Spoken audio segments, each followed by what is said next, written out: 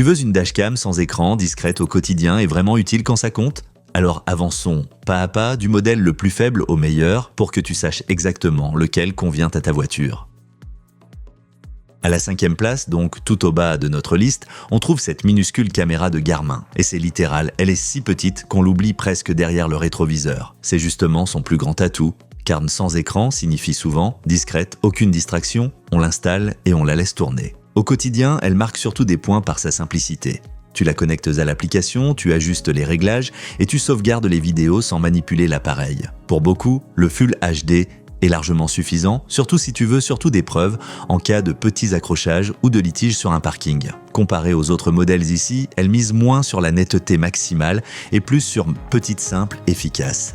Mais forcément, il faut faire des concessions. La résolution est la plus basse du comparatif et le GPS n'est pas intégré. Si tu veux savoir précisément à quelle vitesse tu roulais ou où un événement s'est produit, les modèles mieux classés seront plus adaptés. Et il faut aussi prévoir une carte micro SD, puisqu'il n'y a pas de mémoire interne. Si tu cherches une solution ultra compacte, presque invisible et facile à utiliser via l'application, ça peut être une bonne entrée en matière. Mais si tu veux plus de détails, plus de netteté ou plus de technologie, la suite devient tout de suite plus intéressante. Les liens vers tous les produits aussi de ce test au meilleur prix se trouvent dans la description sous la vidéo.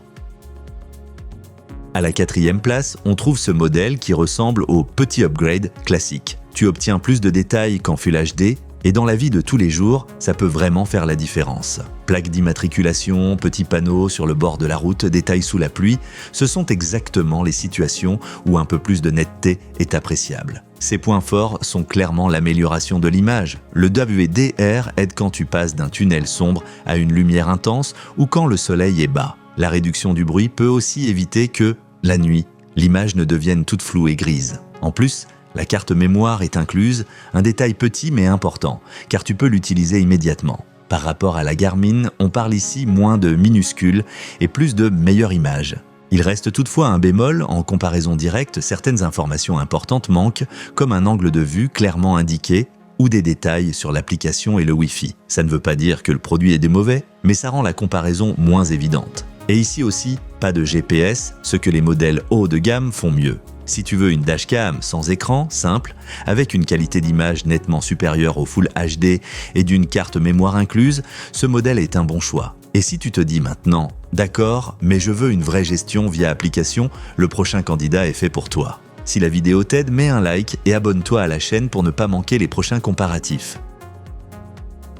À la 3e place arrive un modèle qui peut représenter le juste milieu pour beaucoup. Pas excessivement cher, pas compliqué, mais bien équipé sur les bases essentielles. Surtout, il donne une impression de cohérence avec des caractéristiques claires et un ensemble plus abouti que le modèle précédent. Par rapport à la 4e place, la résolution reste similaire, mais ici tu as un angle de vue annoncé et le Wi-Fi, ce qui compte vraiment au quotidien. Imagine vouloir récupérer rapidement une vidéo sur ton téléphone après un incident, sans retirer la carte ni brancher de câble, c'est là que le Wi-Fi devient vraiment pratique. La possibilité d'utiliser une micro SD jusqu'à 256 Go est aussi un vrai plus, car tu peux enregistrer longtemps avant que les anciens clips ne soient écrasés. Face à la Garmin, c'est un net progrès, avec plus de détails et un côté moins débutant. Les limites sont néanmoins visibles. Le GPS n'est pas mentionné, donc pas d'information de vitesse ou de trajet directement dans la vidéo. Et si tu roules souvent de nuit sur des routes mal éclairées, 2 autres modèles arrivent justement avec encore plus de technologie et de meilleures réserves. Cette dashcam est parfaite si tu veux un modèle discret, sans écran, mais avec une bonne application et beaucoup de capacité de stockage. Et si tu dis maintenant, ok, je veux encore plus de détails et un champ de vision vraiment large, le prochain modèle est exactement ce qu'il te faut.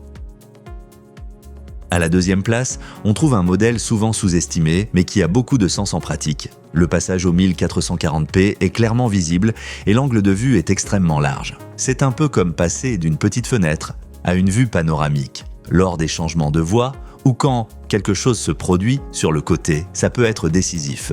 Ce que j'aime dans cette dashcam, c'est la combinaison entre plus de détails et une vue plus large. Le 1440p aide pour les petits textes et les plaques. Et les 170 degrés permettent de capter bien plus de choses autour de toi. S'ajoutent le Wi-Fi et l'application qui simplifient vraiment l'utilisation. Tu veux sauvegarder une scène sans démonter quoi que ce soit? Tu prends ton téléphone, tu enregistres le clip et c'est tout. La carte mémoire est aussi incluse. Par rapport à la 70 mai classée 3e, l'avantage en netteté et en champ de vision est évident. Le point faible est clair, pas de GPS et il n'y a pas d'informations précises sur le capteur ou l'ouverture qui peuvent être importantes la nuit. Le VDR aide bien sûr, mais le modèle numéro 1 arrive justement avec encore plus d'atouts pour la nuit, les détails et la technologie.